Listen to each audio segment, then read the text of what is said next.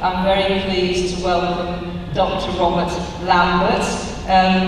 Bob is formerly a police officer, but he is now head or co-director of the European Muslim Research Centre, the European Muslim Research Centre at the University of Exeter.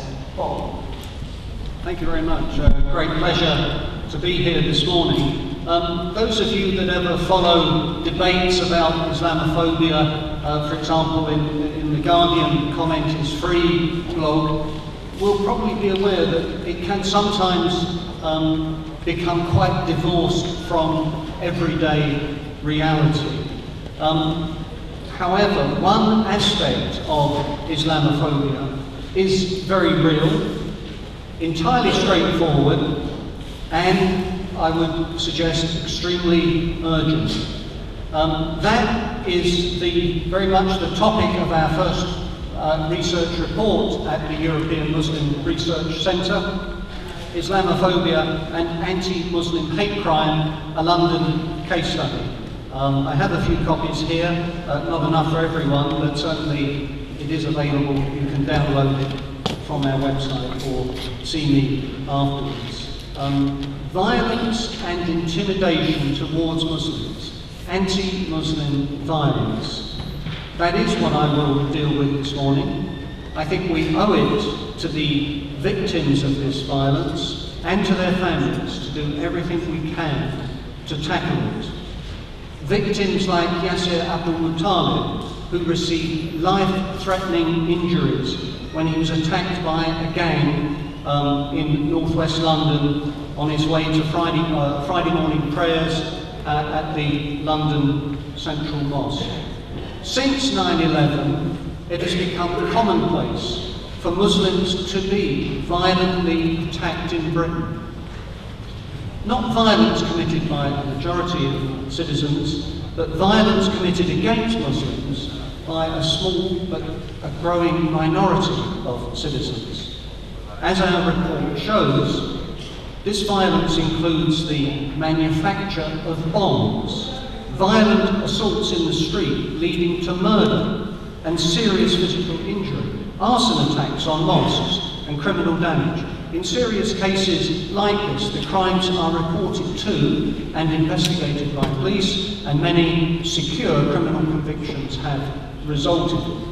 However, the most commonplace violence is the least likely to be reported to police. And so there is a certain difficulty assessing the full scale of the problem. Typical cases include Muslim women being spat at, having their hijabs pulled off, and being verbally abused in the street. When we look at the evidence from these violent attacks, we get a pretty clear idea about the motivation for them. The attackers believe their victims are worthy of attack because they are associated with terrorism and extremism. Muslim terrorists, Muslim extremists are common terms of abuse hurled at victims of violence by their attackers.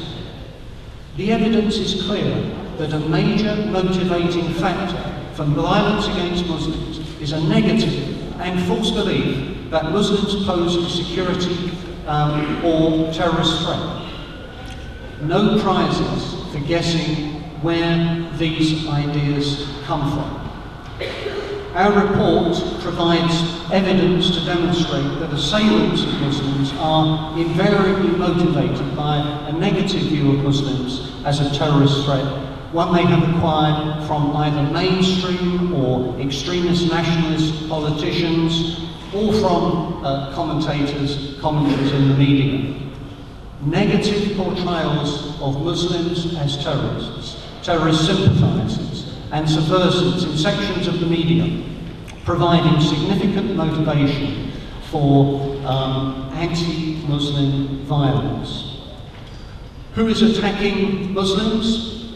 Violent extremist nationalists,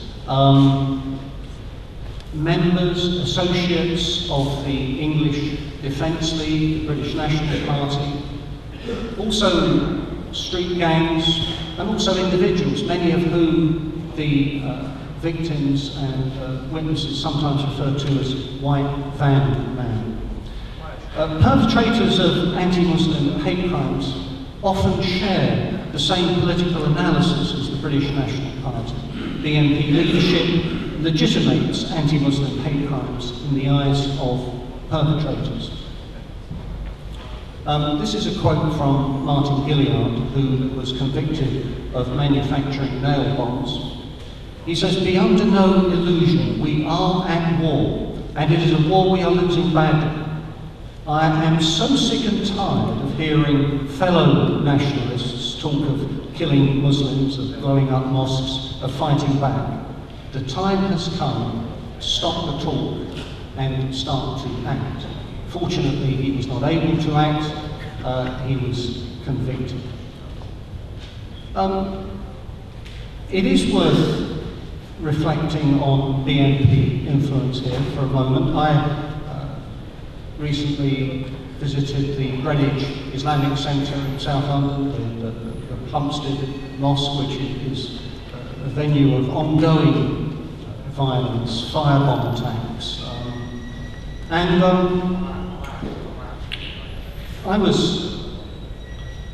I was forced to reflect on what has possibly changed in this part of London. You know, this is a part of London where, according to a former member of the BNP, and I'll quote him to sort of set the scene, he says, "The BNP shop," you'll remember, some of you, the BNP bookshop in Welling, he said it had a big effect on Bexley Heath and the surrounding areas.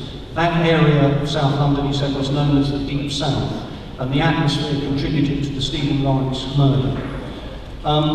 You know, here we are years on, and I think we have to begin to understand that same hatred that led to Stephen Lawrence's murder is now one that people at the Plumstead Mosque are facing.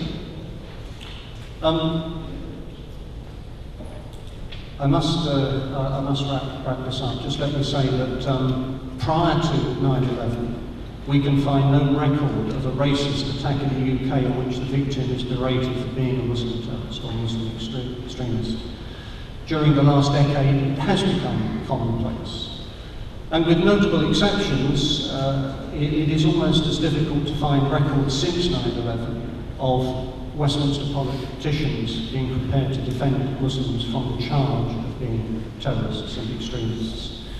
Instead, we have found a long list of politicians who have sought to define and embrace what they regard as being good Muslims while attacking bad Muslims. This has been a wholly negative response to a terrorist threat, one that falls under the ambit of the war on terror, which has been wholly counterproductive. One unintended consequence of the discourse of war on terror is that the EDL and the BNP have appropriated its language. Time and again, they cite mainstream Westminster politicians and media pundits as their sources and role models for their campaigns against Muslim extremists. Let me conclude by saying that politicians have a duty to explain to members of the EDL and fellow travellers and everyone else in this country that the Muslims on whom they seek to inflict violence are not the terrorist or extremist threat they believe them to be. It is still vitally important. You can't undo the decade of war on terror rhetoric overnight, and there's more to it, that actions as well are needed. And very finally, let me say that it's also important, vitally important, that we begin to understand that the politically active Muslims, for example those taking part in the Stop the War coalition, are the very same ones who have helped tackle the threat from Al-Qaeda-inspired terrorism in this country. Thank you very much. Thank you very much, Paul. Our next